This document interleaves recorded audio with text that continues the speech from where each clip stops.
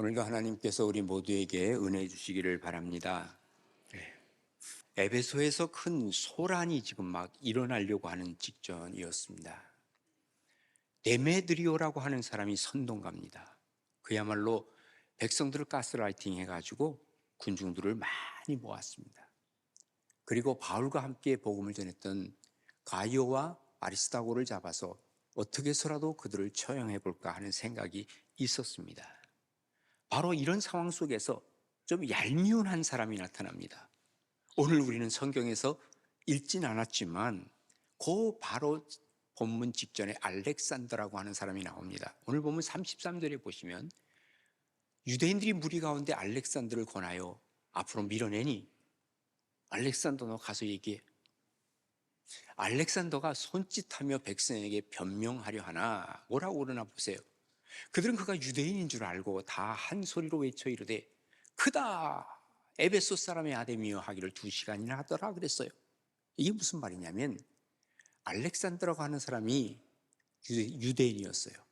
그런데 이 유대인이 자기는 유대교를 신봉하고 있기 때문에 지금 문제는 기독교인들이 타겟이 됐어요.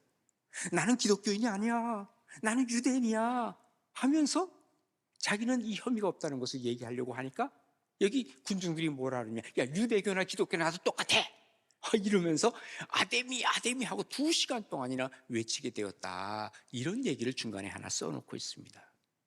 지금 이 순간이 일촉즉발의 상황입니다.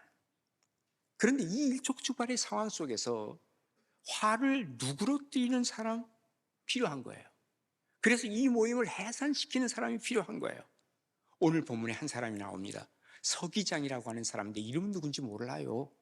근데 이 사람이 이 모든 소요를 잠재운 사람이었습니다.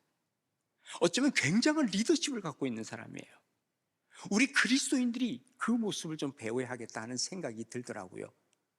그럼 그 사람은 어떻게 이 소요를 진정시켰는가? 첫 번째로 보면 여기 그 사람들이 자존심 때문이라 그랬거든요.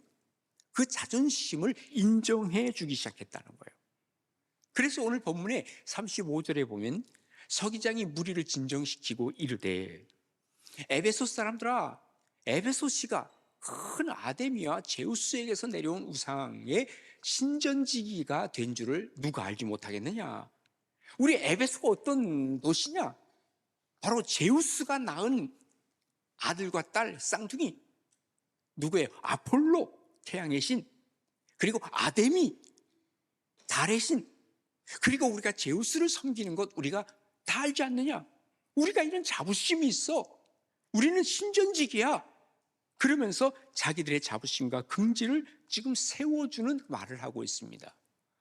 자, 이 일이 그렇다 그렇지 않다 할 수 없으니 너희가 가만히 있어서 무엇이든지 경솔히 아니하여야 하리라. 경고망동하지 말자. 우리는 이런 자부심이 있는 사람인데, 아니 기독교인들 지금 신흥 종교야. 얼마 수가 되지도 않아. 그들에게 우리가 과잉 대응할 필요 없잖아. 좀 품위 있게 하자. 이렇게 말한 사람이 누구라고요? 서기장이었습니다. 지금 이 사람들은 뭐 때문에 이렇게 마음이 상해 있었냐면 자기들의 이 존중감이 지금 낮아지고 있다는 거죠. 사람들이 자기들을 존경해야 되는데 이 존경하는 마음들이 없었다는 거예요. 그 때문에 마음이 상한 거잖아요. 자존심이 상하기 시작하는 겁니다. 이것을 세워준 사람이 누구냐면 바로 서기장이라는 사람입니다.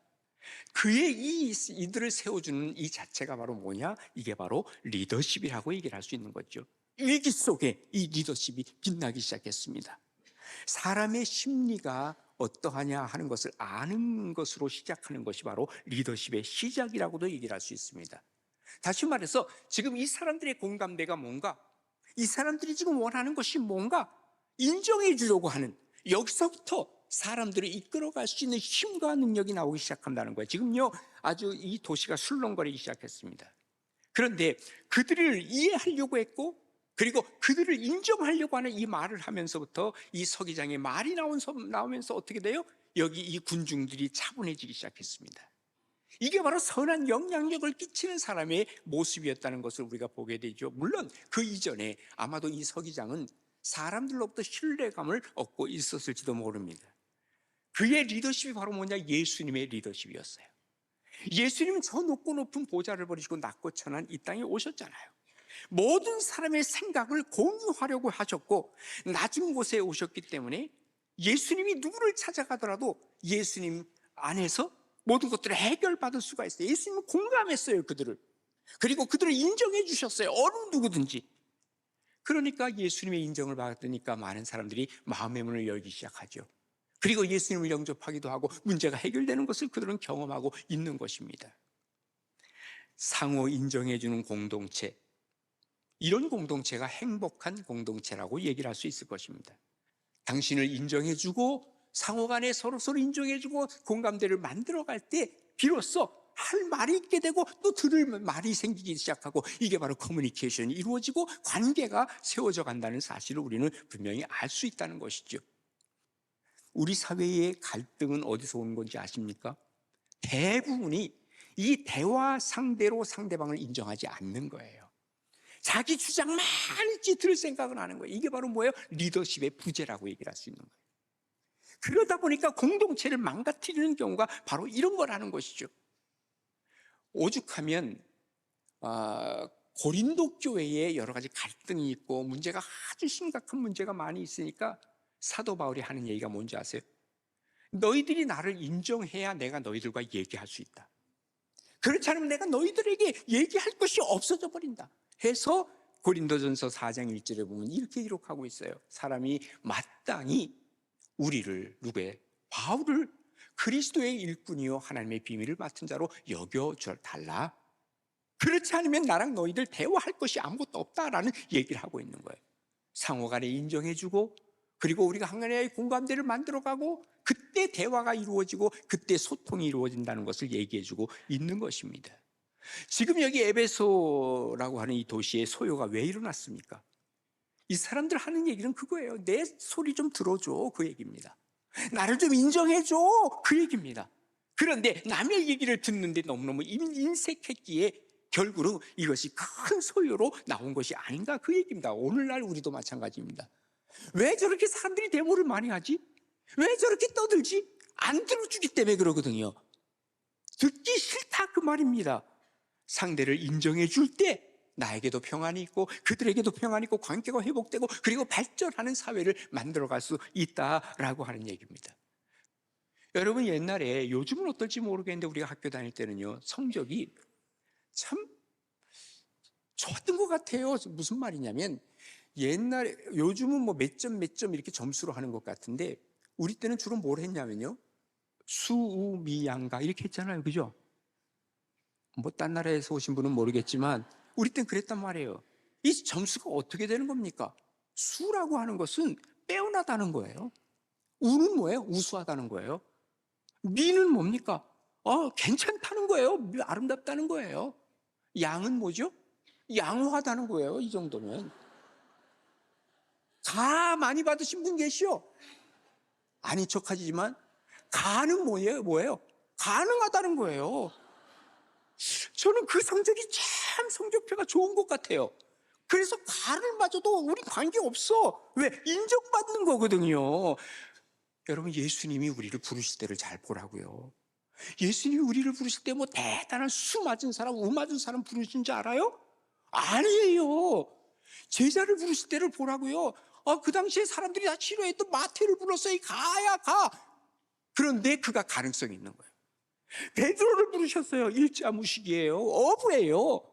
그런데 그를 부르셨어요. 그도 역시 양 아니면 가야. 안 그래요? 그런데 예수님이 그를 보신 이유는 뭐냐면 빼어난 수를 받은 게 아니고 우수한 운을 받은 사람도 아니고 가능성 있는 사람들을 뽑아서 뭘 한 거예요? 제자를 삼으셨어요. 제자를 삼으시고 나중에 그들을 뭐 한 거예요? 사도로 삼으셔서 기독교를 지금 세상에 펼칠 수 있도록 만든 것이 바로 가능성 있는 사람의 모습이라는 거예요. 이것을 보았던 사도 바울이 이거다, 바로 하나님은 우리의 가능성을 보시고 우리를 선택하셨다. 정말 가만히 면면을 보니까 이게 수는 별로 없어 보니까, 그래서 고린도전서 1장 26절에 이렇게 기록을 하고 있는 거예요. 형제들아, 너희를 부르심을 보라. 육체를 따라 지혜로운 자가 많지 않네. 능한 자도 많지 않아. 문벌 좋은 자도 많지 않네? 그런데 하나님께서 세상에 미련한 것들을 택하시고 지혜 있는 자들을 부끄럽게 하셨네. 세상에 약한 것들을 택하시고 강한 자들을 부끄럽게 하셨잖아. 하나님께서는 세상에 천한 것들과 멸시받는 것들과 없는 것들을 택하사 있는 것들을 폐하려 하시나니 이는 아무 육체도 하나님 앞에서 자랑하지 못하게 하려 함이라 그랬어요. 우리가 자랑할 것이 없다는 거예요. 하나님은 그저 우리의 가능성을 보시고 우리를 선택하신 거예요.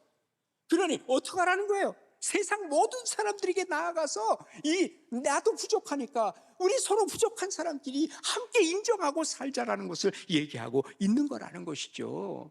그래서 결국은 뭐냐? 지금 여기 서기장이 하는 얘기는 그거예요. 하나님께서 우리를 인정해 주셨다. 우리의 가능성을 보셨습니다. 하나님께서는 여러분 대단한 사람인 것을 인정해 주셨습니다.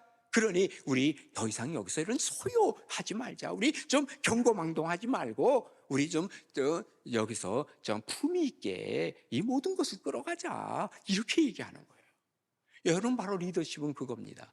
가능한 사람에게 가능한 것을 얘기해 주는 거예요. 형편없어 너 어떻게 가를 받을 수 있니? 가.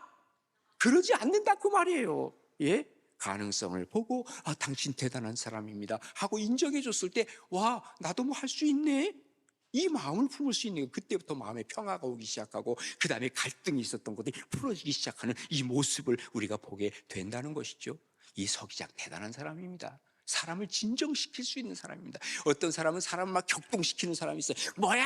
아니 세상에 그럴 수가 있어 이렇게 말하는 하는 사람이 있는가 하면 어떤 얘기를 듣고 나서는 그렇구나 이런 얘기를 들을 수 있는 사람. 여러분 어떤 종류의 사람입니까?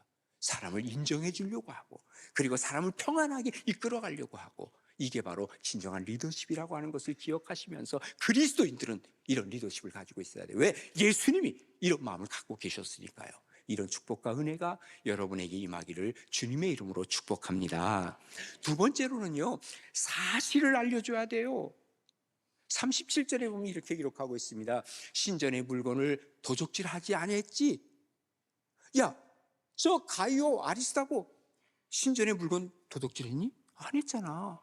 우리 여신을 비방했냐? 아니잖아. 이 사람들을 우리가 왜 붙잡아 왔냐? 하면서 지금 사실을 얘기를 하고 있는 거예요. 팩트를 얘기를 하고 있는 거예요. 여러분 이 에베소 극장에 사람들이 어마어마하게 모였다 그랬죠? 2만 5천, 2만 6천 명이 막 모였어요. 군중심리로 모였어요. 여러분 군중심리로 모인 곳에는 뭐가 난무하는지 아세요? 유언비어가 난무합니다. 어디서나 똑같습니다. 그리고 유언비어를 퍼뜨려서 자기의 이익을 취하려고 하는 사람들이 분명히 있습니다. 사실을 알려줘야 돼요. 이건 유언비어야 라고 하는 거예요. 그런데 이 팩트를 알려주기 위해서는 용기가 필요하다는 거예요. 소요 때는요 유언비어를 자꾸 들으면서 유언비어를 믿고 싶어 하는 거예요. 그러니까 선동가들은 그것을 이용하는 것이죠. 예. 그러면서 그 유언비어가 이 확대 재생산되어 가지고 점점 아닌 쪽으로 막 나아가는데 여기에만 사람들이 확 휩쓸려 가는 거예요. 오늘 본문의 서기장은 얘기합니다. 사실을 알려줍니다. 팩트가 그것이 아니라는 것을 얘기합니다. 뭐라고 얘기하냐면 자, 이 가이오와 아리스다고를 너희들이 잡았지만 그 사람 무슨 죄냐? 성전에서 도적질했냐? 안 했다는 거예요. 그러면 우리 신을 비방했냐? 아니라는 거예요. 두 가지는 뭐예요? 이 성전에서 도둑질했냐? 이건 세상법을 얘기하고 있어요. 그리고 이 모독했느냐? 이건 종교법을 얘기를 하고 있는 거예요. 자, 신앙적으로도 종교적으로도 문제가 없어. 세상적으로도 문제가 없어. 이 사람은 진실된 사람이라는 것이죠. 이게 바로 팩트예요. 자칫 잘못하다가 화난 군중들이 야, 너도 한패냐? 이런 얘기를 들을 수 있잖아요. 그러나 그는 용기 있게 얘기했어요. 여러분 거짓은 거짓을 덮을 수 없어요. 언젠간 드러나요. 거짓을 알 수 있는 길은 사실을 알려줄 때 거짓이 드러나게 되어 있다는 것이죠. 지금 여기 가이오와 아리스도하고는 종교 문제도 아니고 어쩌면 이 세상적인 문제도 아니고 영적으로나 세상 법리적으로나 전혀 비난받을 일이 없다는 거예요. 우리 가끔 가다가요 교회에서도 막 문제가 생기고 할 때 두 가지 문제만 없으면 전혀 문제가 없어요. 뭐냐? 교리적으로 문제 없어요. 신앙적으로. 또 뭐예요? 세상 법정에 쓸 만한 일이 없어. 그러면 전혀 문제가 없어요. 그러면 결국은 뭐가 되느냐? 하나님께서 이 배후의 모든 것을 다 막아주시는 것을 우리는 보게 되는 것이죠. 여기 서기장의 외침은 어쩌면 우리 그리스도인의 외침이 돼야 돼요. 여기 서기장이 그리스도인이었냐? 그거는 몰라요. 아닌 것 같아요. 그런데 이제는 우리 그리스도인이 이 길을 걸어가야 된다 하는 얘기죠. 여러분, 우리의 복음이 뭡니까? 이 복음은요, 구원을 위해서 반드시 가져가야 할 이게 팩트입니다. 네. 우리가 이런 확신이 있어야 증거하게 되는 거예요. 우리가 가지고 있는 이게 사실인데 이걸 증거하지 않으면 안 된다 하는 얘기입니다. 내가 알고 있는 이 팩트, 내가 알고 있는 이 사실을 전하고 싶은 것, 이게 그리스도인의 마음이 돼야 된다는 거예요. 내가 알고 있는데 남은 알지 못해. 그런데 그게 위험한 일이야. 그렇다면 어떻게 해야 돼요? 내가 알려줘야 되는 것, 당연하다. 이거 의무입니다. 이거는 위험한 일이 있지만 저 사람이 몰라. 그러면 나는 알아. 알려줘야죠. 지금요, 우리가 가다가 땅 떨어지는 것처럼 떨어져 죽는 것이 있어요. 바로 지옥이라는 것입니다. 우리가 천국을 믿는다면 지옥도 믿을 수 있어야 돼요. 근데 왜 자녀들에게 안 알려줘요? 이건 범죄의 행위나 다름이 없는 거예요. 지옥에 떨어지는데 왜 그것을 알려주지 않고 있느냐? 그 말 사실인데. 여러분, 사실로 믿지 않으세요? 뭐 그럴 수도 있겠다. 죽어봐야 알지. 혹시 그럽니까? 그렇다면 이것은 믿음이 아니죠. 우리가 확실히 우리가 하나님을 믿지 아니하면 저 절벽에 떨어지는 것처럼 우리는 마지막에 지옥에 갈 수밖에 없다라는 것을 안다면 왜 자녀들에게도 안 알려주고, 왜 친구들에게도 안 알려주고, 왜 주변에 내 사랑하는 사람들에게 알려주지 않느냐? 그것입니다. 우리가 이 사실은 두려워도 접해야 되고 어려워도 접해봐야 되고, 왜? 팩트니까. 예? 외적으로 드러난 나의 모습보다 내가 지금 어디로 가고 있는가 하는 것을 우리가 분별할 수 있는 것, 그게 바로 정말 우리 인생에 있어 너무너무 중요한 사실이 아니냐, 그 말이죠. 중요한 것은 내가 어디에 있느냐, 이것을 우리가 찾아볼 수 있어야 내가 지옥으로 가나 천국으로 가나 사실을 사실로 인정하고 사실을 또 알려줄 수 있고, 그때 비로소 나는 하나님 앞에서 온전한 길을 걸어간다라고 얘기를 할 수 있는 것이 바로 리더십이라니까요. 주님 앞에서 사실을 알려줄 수 있는 이러한 용기, 이러한 지혜, 이러한 리더십, 이것이 바로 여러분의 것이 되기를 주님의 이름으로 축복합니다. 마지막으로 논리적 설명이 필요합니다. 오늘 38절부터 보시면, 만일 데메드리오와 그와 함께 있는 직공들이 누구에게 고발할 것이 있으면, 지금 처음에 선동한 사람이 누구예요? 데메드리오 아닙니까? 그리고 그 다음에 직공들이 막 나선 것 아닙니까? 그런데 너희들이 만약에 고발할 것이 있으면 재판날이 있지 않냐? 재판날. 그 재판날도 있고, 그리고 총독들도 있지 않느냐? 그리고 총독에게 고소해. 순서를 밟고 하자, 그 말이에요. 그리고 만일 그 외에 무엇을 원하면 정식으로 민회에서 결정해라. 왜 여기서 떠들지 말고 정식으로 모든 것들을 한번 논리적으로 한번 보자. 오늘 아무 까닭도 없이 이 일을 우리가 소요 사건으로 책망받을 위험이 있다. 그렇지 않으면 이것은 너희들이 그냥 일어난 이 소요 사건, 너희들이 책망받아야 한다. 우리는 이 불법 집회에 관하여 보고할 자료가 없다 하고 이에 그 모임을 흩어지게 했다. 대단한 분이죠. 이 서기장은 지금 고발할 날이 있으면 날짜 잡으세요. 고발할 일이 있으면 고발할 수 있는 사람에게 해. 그리고 정식 민원을 넣어. 그렇지 않으면 너희들 책임져야 돼, 이 얘기죠. 군중을 앞세워서 자기의 이익을 관철하는 사람이 있습니다. 아주 질이 좋지 않은 사람입니다. 이렇게 선동해서 자기의 이익을 얻으려는 사람. 여러분, 이런 사람들을 우리가 찾아낼 수 있어요. 아, 저 사람 따라가면 안 되겠구나. 이걸 알 수 있어야 돼요. 지도자는 균형 잡힌 논리가 있어야 합니다. 그리고 이것으로 설득해 가야만 합니다. 그런데 바로 이 균형을 잡기 위해서는 배후에 하나님이 계셔야 균형을 제대로 잡습니다. 왜? 이 땅의 모든 천지를 창조하신 하나님, 모든 논리를 우리에게 주신 하나님이 계실 때 우리는 균형 잡힌 논리를 갖게 된다는 얘기입니다. 모세를 보십시오. 그가 출애굽 때에 바로왕을 설득했습니다. 그리고 출애굽을 했습니다. 그는 지도자였습니다. 맞죠?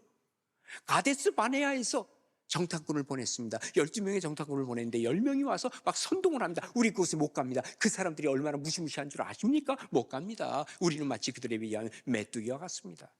그때 막 사람들이 격동했잖아요. 아니 우리 여기까지 와서 죽이려고 하느냐고 모세에 대해서 막 화를 내잖아요. 그때 두 사람이 나섰죠. 누구예요? 여호수아와 갈렙입니다. 하나님께서 우리에게 주신 땅 아닙니까? 하나님께서 주신 땅인데 가십시다. 논리 정연하게 얘기하는 거. 어디서부터? 하나님으로부터 온 거예요. 결국은 그들이 나중에 뭐가 됩니까? 여호수아는 모세의 바톤을 이어서 지도자가 되었고, 갈렙은 어떤 사람이 돼요? 이 산지를 내게 주소서 하면서 그는 지도자의 역할을 감당할 수 있었습니다. 바벨론 포로로 끌려갔을 때 이제 그 페르시아의 술관원으로 있었던 느헤미야를 아시잖아요. 그도 마찬가지입니다. 아닥사스다 왕을 설득했어요. 백성들을 설득했어요.